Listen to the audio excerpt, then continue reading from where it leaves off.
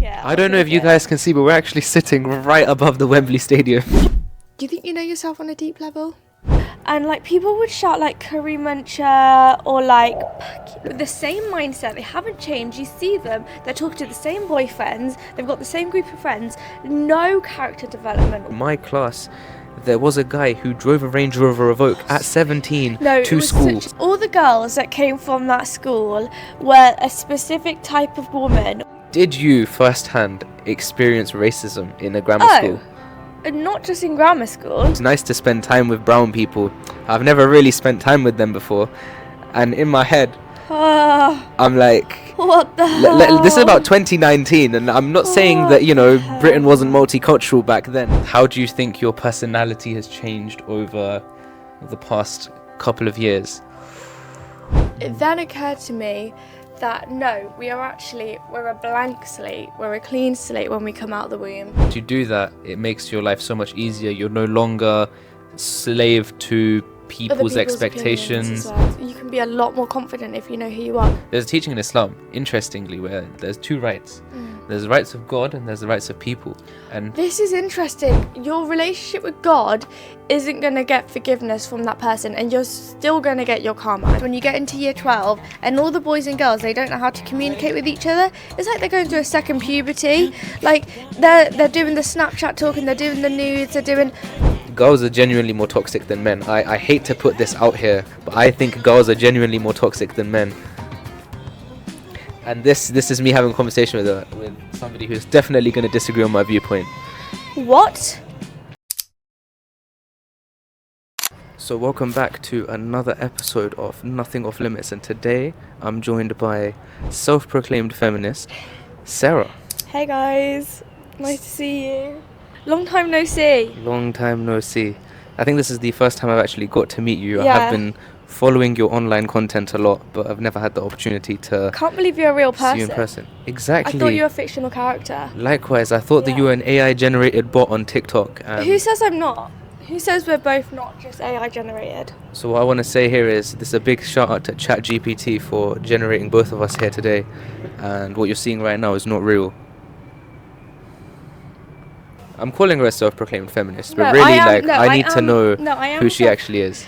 So, who better to introduce herself than me? Than herself. I'm doing law at university. I am interested in fashion and art, feminism, all things like politics. Yeah. What? Oh, I love like makeup, beauty, like that kind of thing. So really, what got you into TikTok? Because that's where I found you. That's where a lot of people have seen your content. I'm like obsessed with social media. Like it's like an ongoing thing. Like I cannot get off the app. Like I will find ways to make content for like other companies.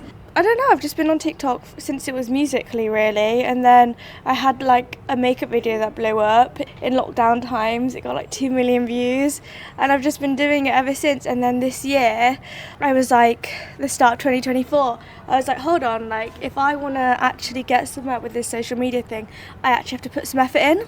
I can't just say I want something to blow up and do nothing about it. Like I have to try. So 2024 action is what I was telling myself. You say that, but where have you been for the past couple of weeks where we've not really seen much content from you?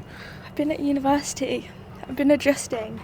It's hard to make content when you're at university, I think. I mean, that's how I started last year.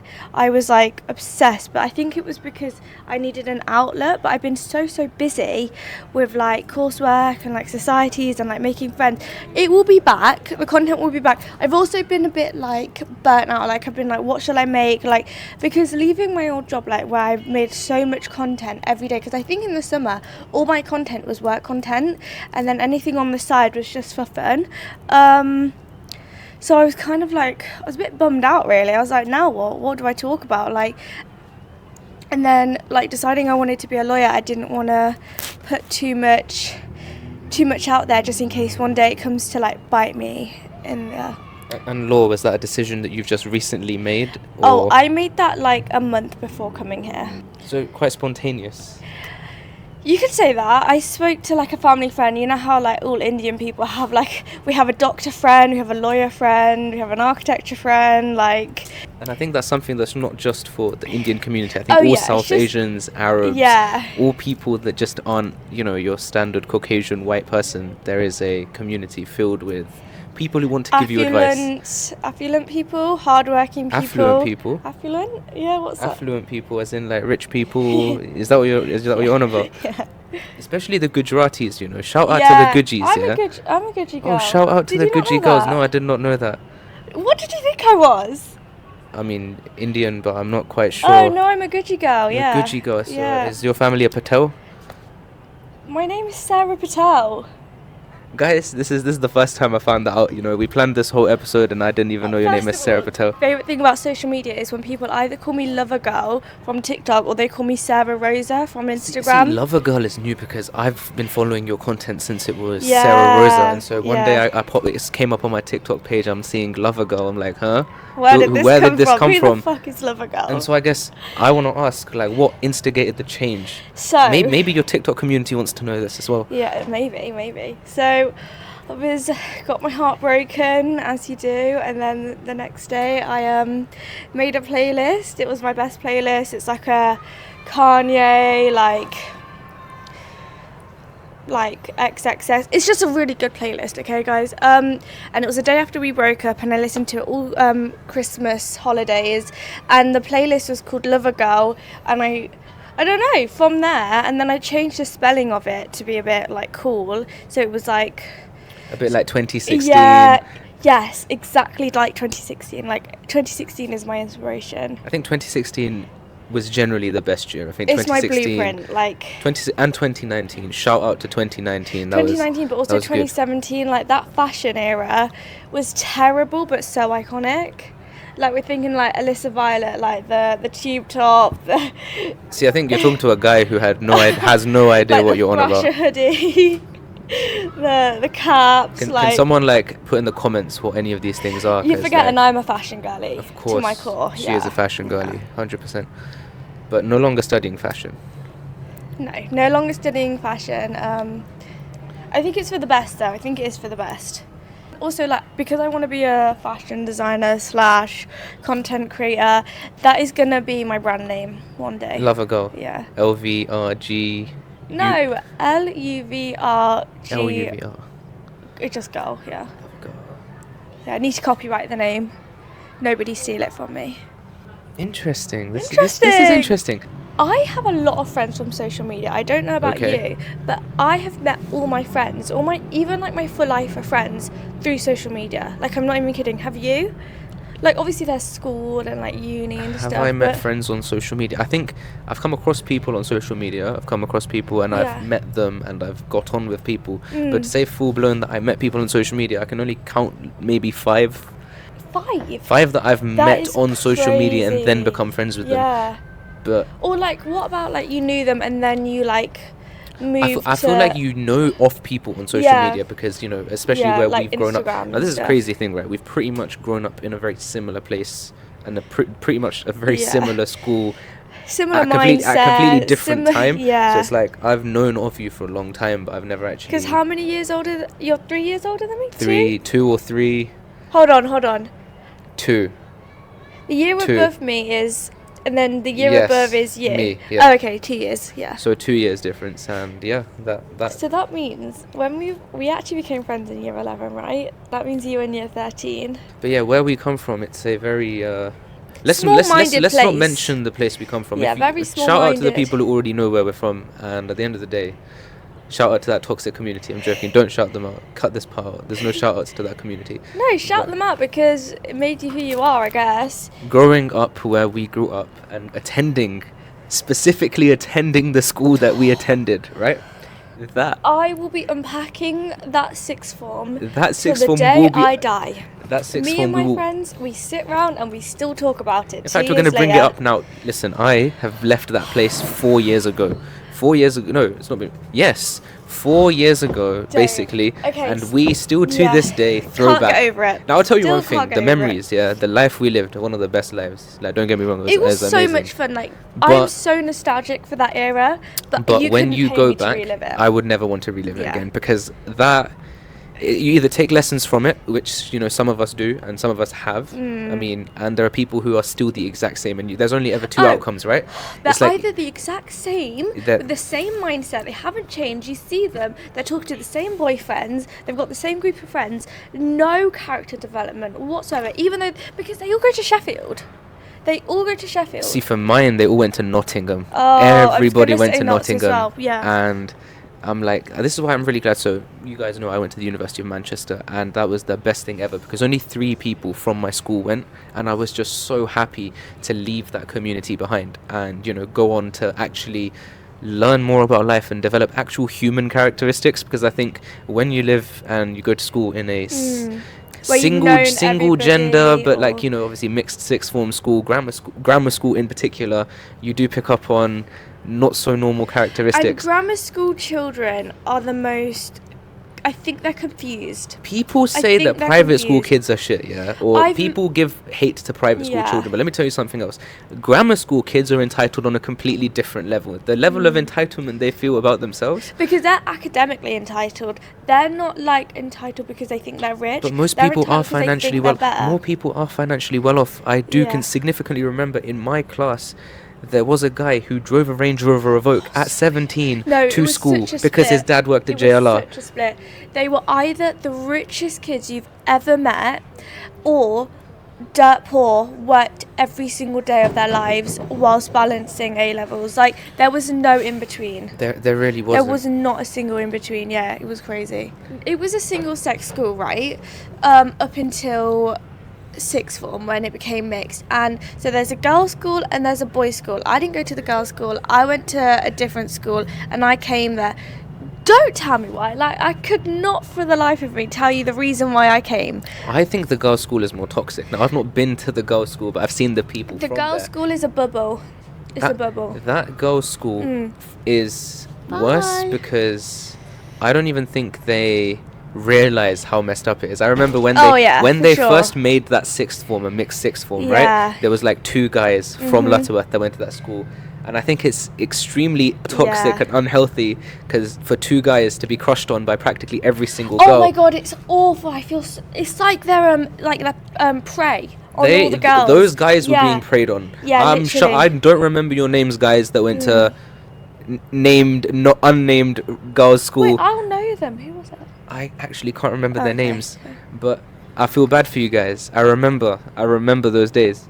Luckily for me, 68 girls came to the school or something like that. All the girls that came from that school were a specific type of woman, where they were either looking to find their husband or they just wanted to be a flirt. Like, they just wanted to be in the boys' school because it's a boys' school. And I think that's one thing I don't like about single gender school. I don't know. Is the fact that it really doesn't set you up for the society that is a mixed society. Now, obviously, a lot of people, like, we were lucky. I always constantly had interaction with women, and I never felt like I was. Okay, that's good. Because outside of school, I lived a normal life. I don't think I lived a life where it's like, oh, you have to only see guys, which I think you can't do in this day and age. But I did go to school with people who definitely you'd look at. I mean, back then you could say, you know, someone put them in a bin. I don't even think that's socially acceptable now. But there would be people who you wouldn't want to necessarily associate with, or who'd be extremely awkward around the opposite gender. And same with the girls. In fact, for girls it's worse. Because girls are genuinely more toxic than men. I hate to put this out here, but I think girls are genuinely more toxic than men. And this is me having a conversation with somebody who's definitely going to disagree on my viewpoint. What? I feel like I have a logical reasoning behind why I think women, particularly from this area, are more toxic than men. I am like in utter shock that you just said that. If women have been toxic, there's a reason why they've been curated to be toxic. And there's definitely a reason why the women that you probably met in sixth form or from girls' school are toxic. It's because they don't know how to interact with guys. Like, honestly, like... So during sixth form, it felt like I was taken back to year 9. And if you don't know, in a mixed school, in a normal mixed school, year 9 is hell. Now imagine hell, but 10 times worse when you get into year 12 and all the boys and girls, they don't know how to communicate with each other. It's like they're going through a second puberty. Like, they're doing the Snapchat talking, they're doing the nudes, they're doing... Which every normal UK person has done in year 9 or 8. why is that actually so true? Why have you said these things and just brought back memories that I don't even think I terrifying remember? Memories. Yeah, honestly, And the way that the guys would treat the girls, oh, you're fat, meh, meh, meh. Are you 13 years old? Like, are you literally... I think it's... I actually remember being 13, and I'm going to share an incident. Oh, I doubt Yeah. that the people who were involved are watching this, but if you are, you know exactly who you are. And yeah? we're sorry. And we are sorry for this, Yeah. but it is genuinely one of the things that entertains me the most. I remember in year 7, when we joined in year 7. Yeah. 3 guys from the guys' school were dating 3 girls from the girls' school. That's always the way. And I will never forget how they would compare each other's girlfriends. Be like, my girlfriend is prettier, my girlfriend is better, my girlfriend is this. You know what? That's better than the my girlfriend has a better ass and a better pair of tits, because that's what I thought you were gonna say. I mean, I can't remember the exact details of the conversation, given I was 13 years old. Yeah. But I remember how And so weird and crazy. Like, just a girl from Marchest, like, just a blonde girl, like... But then also shout out to those girls that dated, like, every guy in year 7. I remember there was some girls who literally dated every guy. The year 7 and 8 discos, guys, the year 7 and 8 discos where the girls' school and the guys' school mixed. Oh my god. That was basically Love Island for 13-year-old children. That. Like, I wish I could have experienced that. Was Love Island. You know what? Guys and girls would make plans, and yes, they've met online, and they'll meet up at this disco having absolutely no idea how to talk to each other. Like, oh my god. Just stand there awkwardly. I don't think they even do them anymore, but you know what? No, they do. They do still do them. Oh, and the playlist is always dead. Oh, the playlist is because really, really bad. The people who organise the events are like hardcore nerds who want to be head girl or head boy. So obviously they spend all their time studying, not listening to pop culture. So the playlists for these parties are terrible. They are. And also, I felt like popularity didn't die when I entered sixth form at those schools. I feel like popularity was still up and coming, but in every other sixth form, it was dead. But in those schools, they had like their own favorite. There was favoritism. There was 100% favoritism. Definitely. So it doesn't matter how good you are at what you do, or how pretty you are, or how sensible you are, or whatever. Sporty. If you were a favorite, you were a favorite. Yeah, and you were going to get far. And you were going to get far. Did you firsthand experience racism in a grammar school? Not just in grammar school. Let me tell you. So the small little village town that I'm from, it's just white people. Okay. Literally just white people. Uh-huh. So and so me and my best friend in primary school, we were literally the only brown girls, and we were best friends. I genuinely think, because I clocked eyes on her in reception and thought, you're going to be my best friend, you're a brown girl. Not a single black person in our school, and I don't think there was any other brown people. So and then when I entered high school, I think there were 2 brown girls in my year. There might have been like a mixed race girl in the year above, maybe a black guy in the year below. But other than that, it was not diverse. It was not diverse at all. They didn't know how to handle racism, and like people would shout like curry muncher or like the P slur. You're not meant to say if you're not Pakistani. They would shout the P slur at me, which oh my god. Let's talk about race in sixth form. The way they did you have a cancel culture thing in sixth form? Of course, there was always cancel culture. I think we invented cancel culture. Our sixth form invented cancel culture. Oh my god.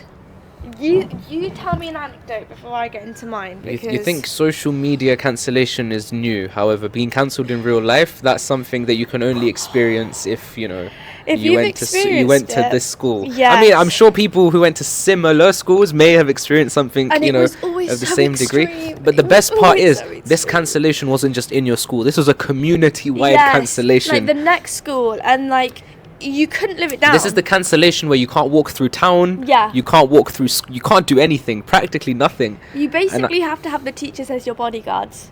Practically. Yeah.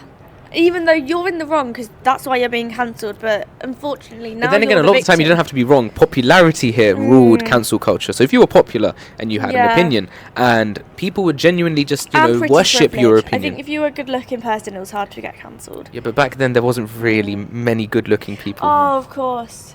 Can I tell you an anecdote? Go on. I don't know. I'm really sorry to the girl that I'm referencing, but I love her to pieces. I love you. you're watching this. So she had her afro, and one of the white boys on the first day put pencils in her hair. Ouch. Yeah. I mean, my favorite anecdote is I was on a trip, I suppose, and there's a guy who comes from a village who, the village is very one ethnicity village, and this guy, to me and a few other people of color, responded with, "It was nice to spend time with brown people. I've never really spent time with them before." And in my head, I'm like, what the hell? This is about 2019, and I'm not saying that, you know, Britain wasn't multicultural back then, but to have someone to your face acknowledge that, yeah, you know what, I've never spent time with brown people and before. And say it to your face. And say it to your face. That's the type of thing that you keep to yourself. Or at least go back to your other white people and say it, but don't say it to us. I mean, look, I rate the honesty. I rate and I respect the honesty, but we are... Maybe you're holding yourself... What's accountability come into this from? No, maybe they're like trying to like be accountable for themselves. Like, yeah, I've never spent time with a brown person. Like, I'm going to admit that, and like, let's go forwards. And it was nice to get to know you. But then this is why you don't listen to the news. This is why you don't listen to social media, because the world is a very multicultural place. And unless you acknowledge that, unless you go out into the world and you actually, you know, go out into the world and I don't know, socialize, you're never going to understand. And go to a big city and like get to know other... It's not just the big city, it's the fact that even in your small little villages, most things are multicultural, especially in Britain. Britain, is built on the foundation of people of colour. Yeah, Britain is built on migration, whether it's the Windrush community, whether it's British India, whether it's all the other island nations. Like, Britain is a very, very, very multicultural country, and Britain doesn't even own half of the country. Yeah, literally. So funny. I remember this boy got cancelled by the entire year group because our friendship group, I've actually been they messaged me saying don't speak about us on social media because they thought I made a post about them and it wasn't about them, and I said, if the shoe fucking fits, wear it. The shoe fits, wear it. Anyway, so I can't specifically get into it because I will get cancelled all over again. But basically, somebody said the piece there and then was racist to two black kids in our year, got into a fight in the middle of the sixth form centre, got cancelled by the entire year, and for the rest of the year they were cancelled. Like, I can't, like, it doesn't sound that bad. It was like when somebody was raped a girl and was bragging about it, obviously because it's a boys' school, they don't know any better, but it was not good. Yeah, it was not good. Do you know, I love how people have genuinely thought that this is something professional going on, and they've actually decided to evacuate and leave the building for us. But that's fantastic because, you know, this is an amazing set. I'll take it. I don't know if you guys can see, but we're actually sitting right above the Wembley Stadium. We're sitting above Wembley Stadium because it's a professionally sought out studio. Yeah, and we paid for. We paid for. Big old money. Anyway, this is the time for a break. Okay, so we had to move our location simply because where we were was outside, and now we had to move inside. The sun has now set, yeah. The sun has now set, but the studio lighting is lighting up this room, undisclosed location again. We were just saying, like, we were born to be under studio lighting. Agreed. Yeah. Agreed. It really catches us in our best although this set really does work on the nothing off limits because we went from a professional set to something we've just had to make up. But it's all for entertainment, and at the end of the day... And this is so raw and unfiltered, guys. It's raw and unfiltered. Raw and unfiltered. So on the raw and unfiltered segment of this chat, let's actually talk about what we have in our talking points. And one of the main things that I want to ask you is, how do you think your personality has changed over the past couple of years? Oh, okay. So I learnt a big lesson when I left sixth form, and it took me a long time to realise, and this is my favourite thing that I've ever learnt. People are not born with goodness. I used to think like it was like our innate state when we came out the womb, like we are born good, and then things change us, and over time, like, we can be socially turned to be bad over time. It then occurred to me that no, we're a blank slate, we're a clean slate when we come out the womb, And obviously, genetically, there's obviously like, there can be mental illnesses or borderline personality problems. But to the core of it, as people and like the people you meet, you shouldn't just assume they have good intentions. And the person deep down might be a good person, but you have to take them for what they are. If 70% is bad and 20% and 30% is good, I'm sorry, but the bad outweighs the good. And it's a hard lesson to learn, I think. So people aren't innately good. People don't have good nature. People can turn good. I think if they are nurtured properly when they come out of the womb, they can be good. I think our natural state is to be good, but you shouldn't just assume when you meet people that their deep down self, which is the good self, is their true self. But then lifelong lesson we've learned is to always look at the good in people. Always and look to at the good. Always search look for the good in somebody rather than taking them for what they are, because a lot of the time people are influenced by... Oh, 100%, yeah. Like, I feel like I've come off the wrong track. Like, I always see the good in people. Okay. And that's why I had to learn that lesson. That's why you had to learn that lesson. Yeah. What about you? Because has seeing good in people... Done me dirty. Done you dirty. I see, honestly, somebody said to me, I'm not going to disclose where, but we were in like, they were like, oh, it's a toxic environment. I was like, no, it's not. Like, it's an amazing environment. Like, we all love each other here. It's so great. There's not a single person I don't love and trust. And every single person was like, Sarah, that is just you. You, like, because of who you are, like, you cannot... of course you think everything's good and positive. That's just who you are. Like, you don't see the badness in people. It's hard for that to be exposed. Sorry, you... And then, for me, I'd say, I think everyone has learned a life lesson where you think people are good and they have good intentions for you, they care about you, and you realise they don't. But I still think that I also always try to search for positives in people, because at the end of the day, this is a world and society we live in where everyone only focuses on the negatives. Cancel culture, we spoke about this earlier, focuses purely on the negatives. Social media is so negative. Only on the negatives. The UK, the West in general, is a very negative society. I think that's how they profit off us.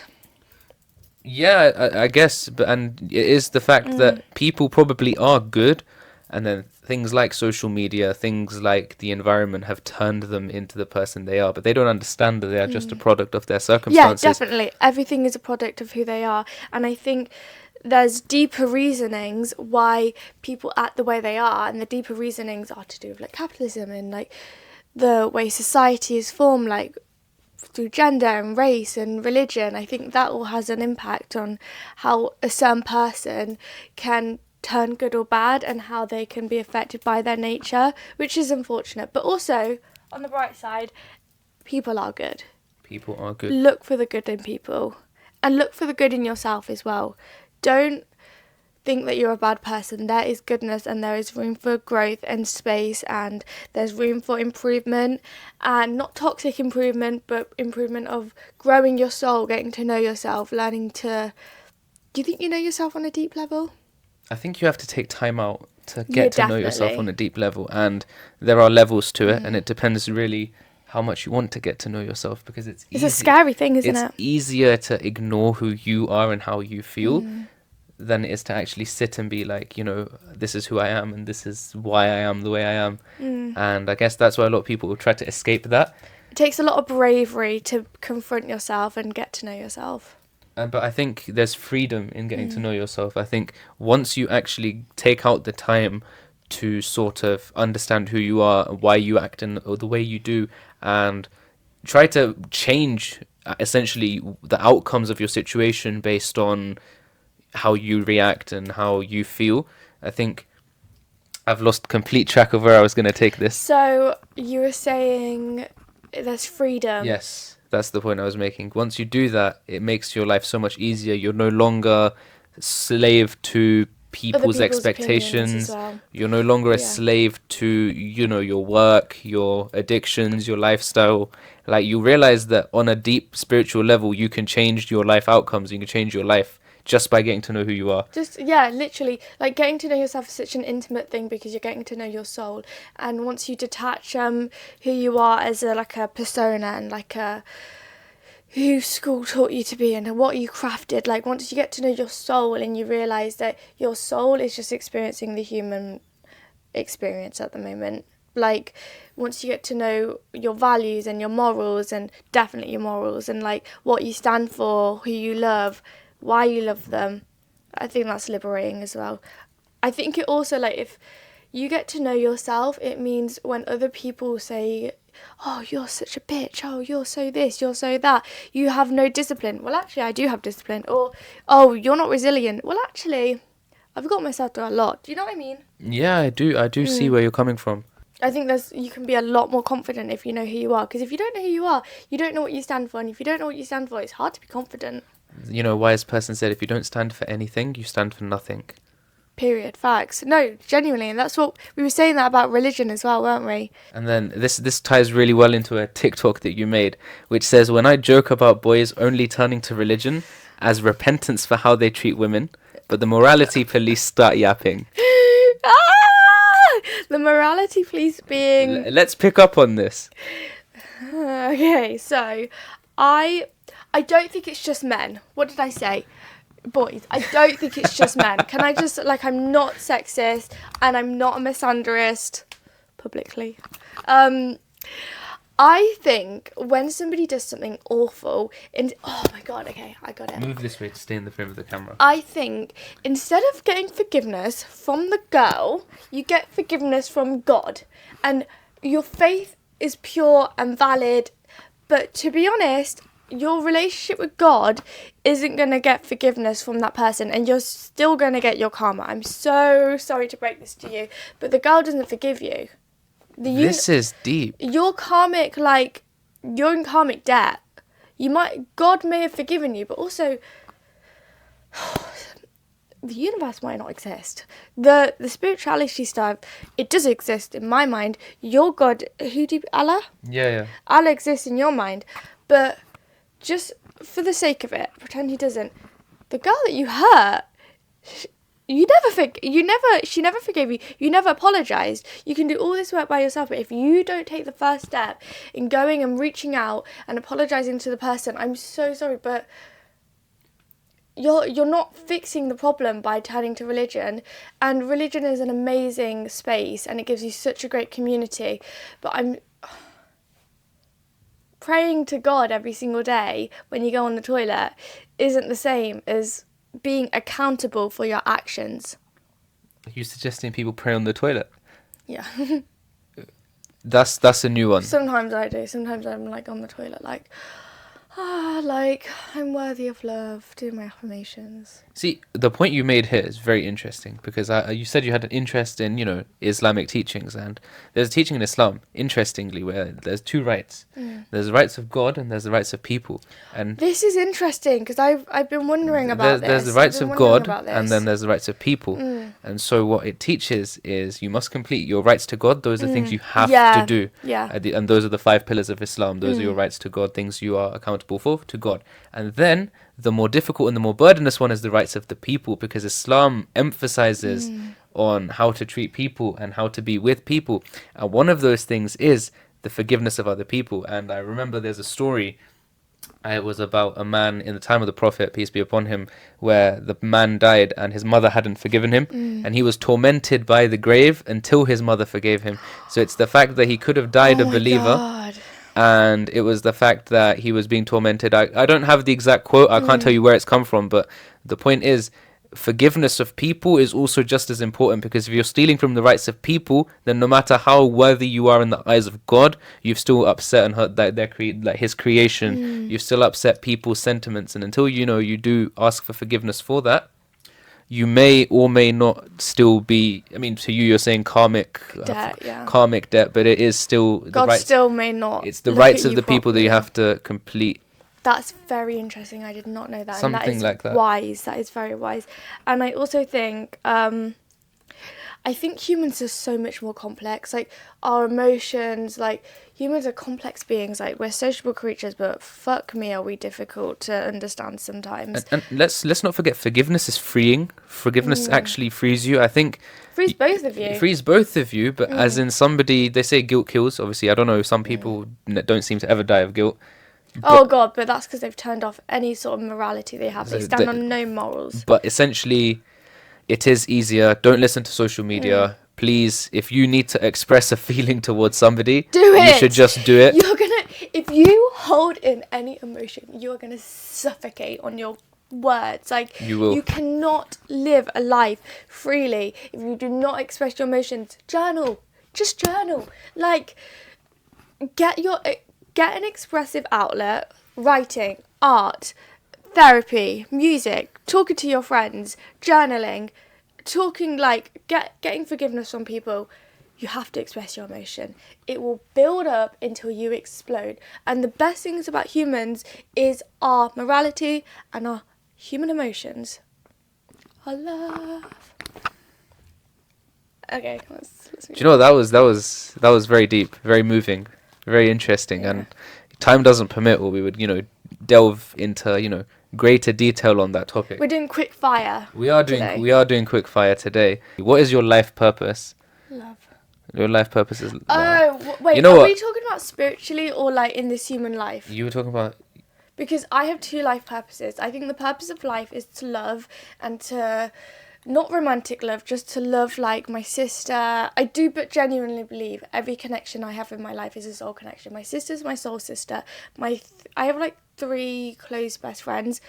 My soul, like, they are my twin flame, like, my soul sister, like, they are my people. Like, I have met them in other lives. Like, I need you to delve into this, because I don't know much about, this thing. This I believe that people can connect on a spiritual level. I feel like there are connections beyond this world, in terms of when you may have met somebody before, or your souls connect. But do delve into this. Me and my sister are in every single life. I know for a fact we will be sisters or best friends or involved in every single life. We always say we're going to be reincarnated, well, I say this, into cats, into really lazy cats, into a rich family home in our next afterlife. Interesting. Yeah. And my friends, so obviously there have been phases where I've been like, oh my god, like buzzwords like twin flame, blah blah blah, but I do think my few friends, right, the way that I've met them is so specific, to the point where, and like the connection we have where everything just makes sense. Or the friends that you have where whenever you're going through something, it doesn't matter how close you are in like proximity, or even like you might not even be talking that much, but everything that's happened over time has been at the same point. And when you come back and you reflect with each other, it's like, oh my god, damn, we've been living the same life apart.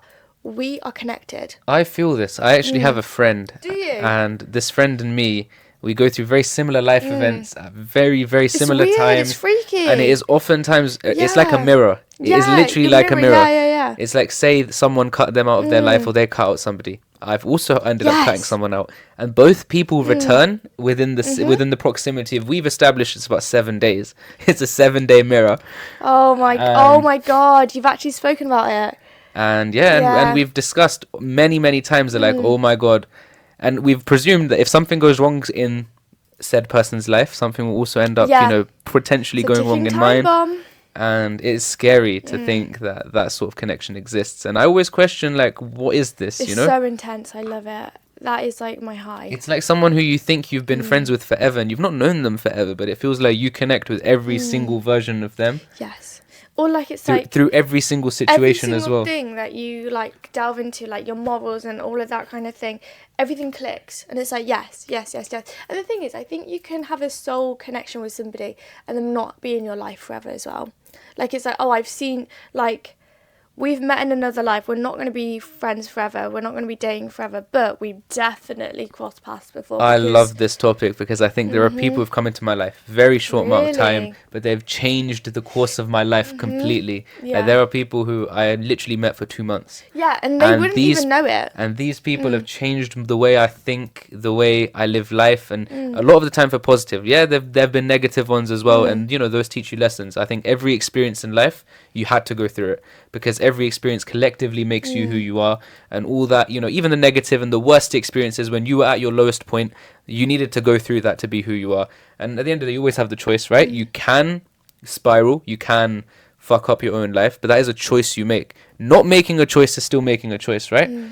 And anyway, going back to the point. Yeah, not making a choice is the cowardly way of making a choice. And at the end of the day, you will see, not reap the benefit, the opposite of reaping the benefit, you will see that your choice eventually is going to be the end of you. But you have to go through that. You have to make a choice. Always make a choice. It's better to make a choice than not, because at least you have autonomy of your life. You know what? Shout out to all those people who changed our lives. You know? No, And the best part is they don't know who they are. They don't realize. They don't realize. Yeah, there's so many like people like that I've met for like a day or like just in passing, and I'm like, the advice you gave me, it might not be a soul connection, but the advice you gave me changed my life. You have impacted me so much, and I'm so grateful. This wasn't on my talking points, but there's a theory that me and one of my friends has, and that is that when someone leaves, they take a part of you and you take a part of them. Yeah, like an exchange. You sort of you have an exchange. Yeah. And I can think of situations like energy, but also lifestyles. I can think of people who once upon a time hated things that I got up to, and now, I kid you not, they live the same life. I feel like that would be delving into maybe a bit too much, but let's say, for example, there was a guy I met. This guy, I don't know what he's doing in life anymore, and you know what, I was at a bad time in life. It's as if his positivity and everything that he did transferred onto me, and I kid you not through personal knowledge, but through other people, I learned that he has practically taken on the embodiment of what I was going through. I have an ex like this. This is the ex I always reference to. Genuinely, I think he got my good sides and I got his good sides as well. It's so freaky. But in this case, it was like, I took his good, he took my bad. And I'm like, what went on there? Like, how have we practically completely switched positions? Like, I don't want to go into detail because, you know, it is very deep. It's actually too deep to discuss. But my point is, like, how our lives changed, insane. It's freaky how the plan is that. That's what the plan was all along. And you will never know. That's why hindsight is like, so I'm so nostalgic for everything, because hindsight, like, when you reflect on the past and you realise that was always a plan and you don't know what's coming, it's so exciting, so thrilling, but it's like rewarding. It's like, oh my God, I went through all of that and there was a reason. Nostalgia just makes everything better. I love nostalgia. Obviously, you know, a lot of it is a self-created thing, but here's the thing. If you have a good impression of somebody, it's better you keep that than to take on the negative perception that you might have of them definitely. now. Because, you know, yes, everyone goes through negative phases in life. Everybody has problems. And, you know, not everyone's going to be the number one in your life forever. But if you remember them that way, then at the end of the day, that's you putting out positive energy there, you know? Always remember somebody for their good, not for their bad. It's so much easier to remember people for their negatives. But I'll tell you what. That will destroy you. It will destroy you. And it will destroy because yourself. Here's the thing. If you remember people for your negatives, why will anyone remember anything good about you? You have to reflect on people you love positively and with positive nostalgia, because it's like a storybook. I don't know. It's just really loving. It's a really warm feeling. And then I think this ties in perfectly with one of the final things that I wanted to talk about. You also can't get over things if it's a negative nostalgia. Like, the only way to get over it is to say, we had a good time. I loved you as much as I could love you, and you loved me as much as I could love you, and it's over. If you hate them and you're reflecting on how bad they were, you're not going to get past it. It's going to be resentment, and it's going to build up. And sometimes all the closure you need is no closure. That closure comes from you. Because if you're going to sit and delve on the negatives, then you're going to constantly crave closure that you won't get. Whereas if you focus on what's done and you focus on the positive parts of it, that's closure, that's it. It is what it is. It allows you to move on, and moving on is important. And this ties in perfectly with one of the final things. People thinking there is just more time. Oh, we were saying this. Can you start? Because my thing is, we have endless time, because I believe in reincarnation, and I believe that everything happens for a reason, and divine timing and all of the buzz keywords when it comes to spirituality. Divine timing is the most important thing, because you could want something so badly. I wanted so badly to move here last year, and it didn't happen, and it happened for a reason. I had to go through what I went through last year to get to where I am now. I wouldn't have been ready for it. And divine timing, like, you're not meant to meet your soulmate yet, you're not meant to do this yet, and you never know what's coming, and you can rush it. Like, you don't. Anyway, what's your perspective? No, please finish your point. Okay. Your point is compelling. You don't need to rush into things. Everybody, like, my parents are like, Sarah, hurry up. What's your plan? My plan is a loose plan. I know in my heart that I will get there. Call me delusional. Delulu is a Salulu, but call me delusional. I will get there, and I will get there at the age the universe has in plan, and I will get there when I'm ready for it, when I've been through enough to handle it. And you have to trust in the universe. Everything happens for a reason. This is interesting, and I don't mean to make this conversation religious. It's only because you picked up on religion earlier. It's the fact that even in Islam, this is a thing where you believe, where you actually you actually believe in something and you want something, and every prayer is answered. In Islam, we have the belief that every prayer is answered just at the right time. And if it wasn't supposed to be for you, you'll get something better than what you asked for. Yes. Oh my god, because sometimes you don't even have the capacity to know what you want at such a young age. Like, I could say when I was 16 I was young. Right now I'm 20. I'm still young. I still could have more aspects and more goals that I don't even know I want to achieve right now. I don't even have the mental capacity to even know about that. But give it 5 years, the universe will open doors that you didn't even know that needed to be open. And there are life lessons you have to take along the way. And it's always about just looking forward, looking back. And you have to handle loss. You have to handle the loss of not getting what you wanted to get something better, because that is an amazing feeling. Like, it's like the universe is laughing in your face. It's seeing how well you can deal with it, and seeing if you're ready to have the thing that was actually meant to be for you. And then this again ties in with this point, because why I picked up on timing is people living off social media.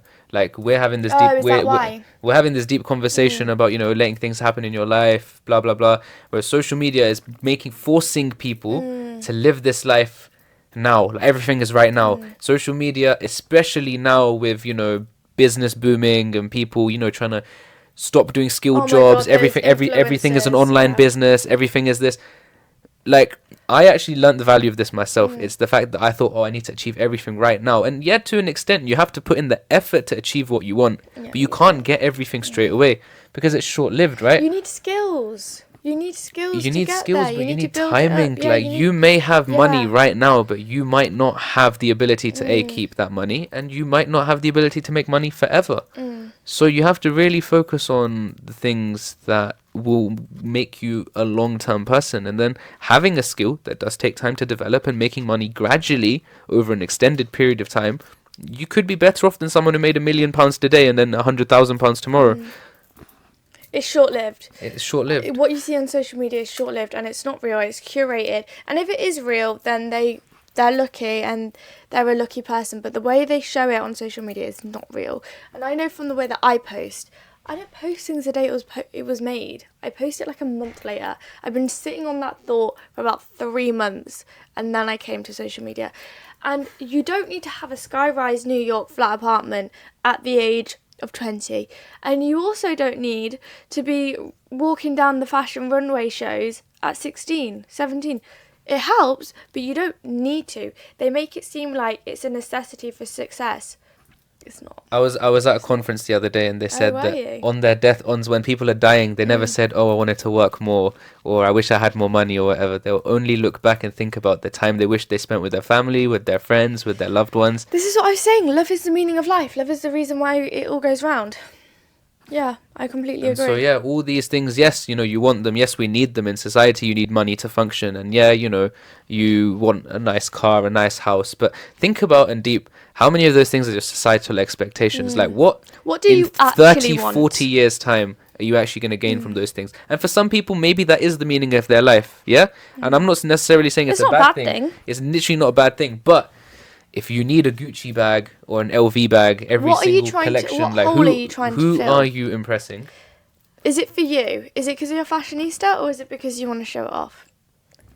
And really just remember that by getting that, you're not really fixing your soul or your problem. The more things you buy to fill the hole, the bigger the hole gets. Why do I feel like this has just turned into us emotionally outpouring into this podcast all the feelings that I feel like the world really needs to hear? Things that I watch social media and think, oh my god, I just beg people saw the alternative perspective. Yes. Do you? Central C's ex-girlfriend who posts her videos? I do see them sometimes pop up on. She's very deep. You should start watching it. I think you'd like it. It's very much like the conversation we're having.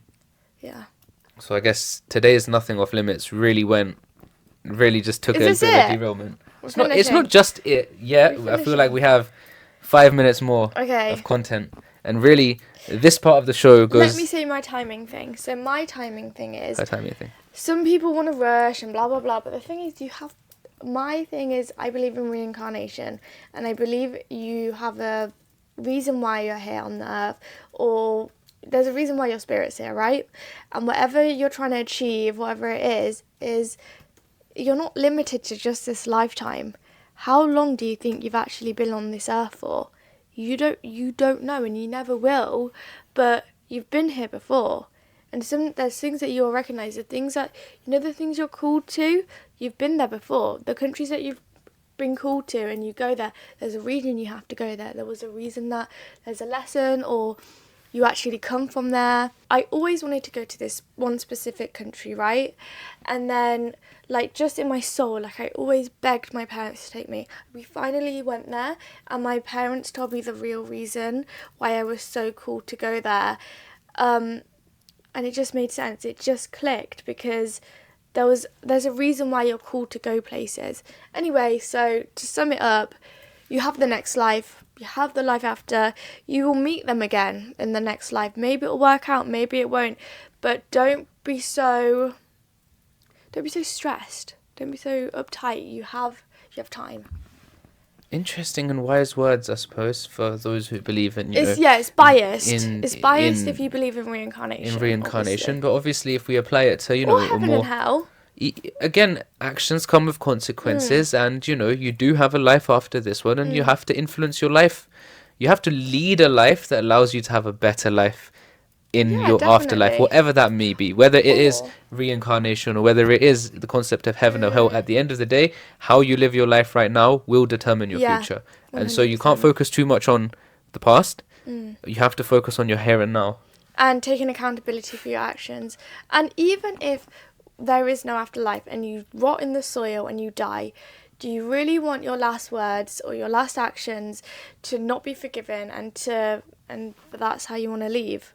Say if you die tomorrow, morbid, I know, but are you ready to leave the earth the way that your actions have led you to be, with no afterlife? This is beautiful, because it's about the fulfillment, right?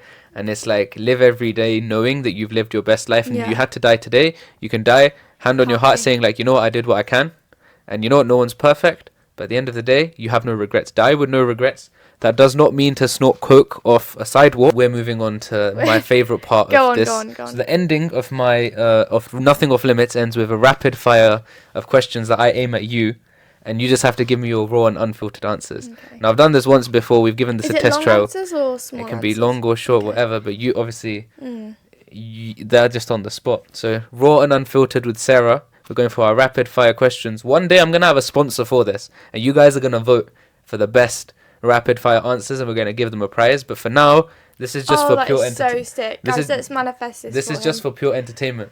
So, you know what? Even though we haven't known each other for very long, if you woke up one morning and found out you turned into me, what would you do? I've always wanted to have a wank. Like, I've always wanted to know what it feels like to wank as a man. I feel like men are so sexual, and I just feel like the way that guys are obsessed with porn, like, it must just feel so much better than girls wanking. Like, I just need to know why you're so sexual.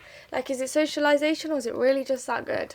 I actually have no words, because I didn't expect that answer, and so here we go. That's what Sarah would do if she woke up as me. I feel like there were other things you could do as, me. Oh, I'd probably, like, No, if I was a man, I just want to know. She just wants to beat I her meat. don't want to be a man. I'm so sorry. That's it. What? Okay, other way around. Quick fire question. If you were me, what would you do? If I woke up as you, I would wake up and I would go on TikTok and I would just go on TikTok live. And do what? I have no idea. I would just like talk to the world, innit? Yeah, you know what? That's what I would do. I would see what it's like to live a day in the life of a famous TikToker. Yeah, famous TikToker. Yeah. I feel like I'd bait more people out. I feel like if I woke up as you, I'd go through your like your private TikToks and I'd just like post them.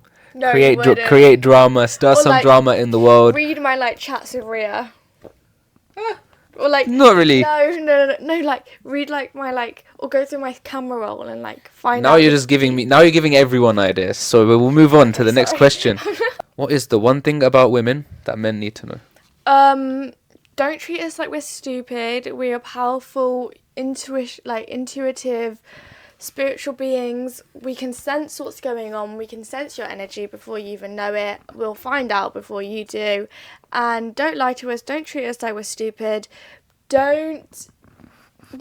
Basically that's. Don't underestimate us. We're not the side character in your life. What is the meanest thing anyone's ever said about you?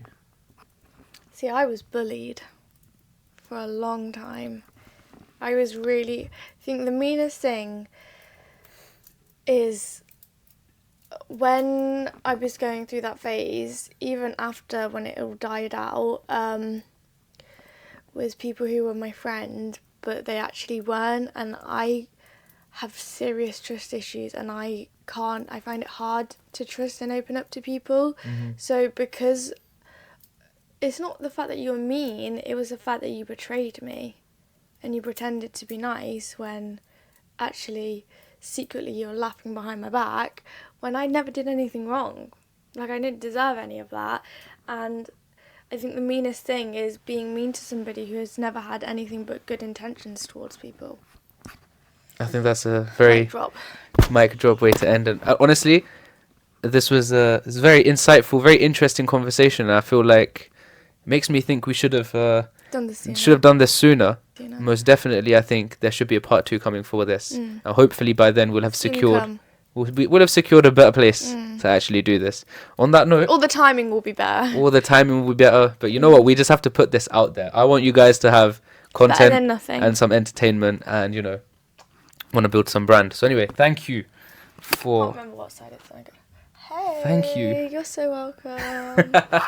Guys, like, follow, subscribe, share, and I'll see you in the next episode. And we're gonna link our Instagram right here. Yeah, somewhere here. And our TikTok. Somewhere here. Yeah. Alright, bye. Bye.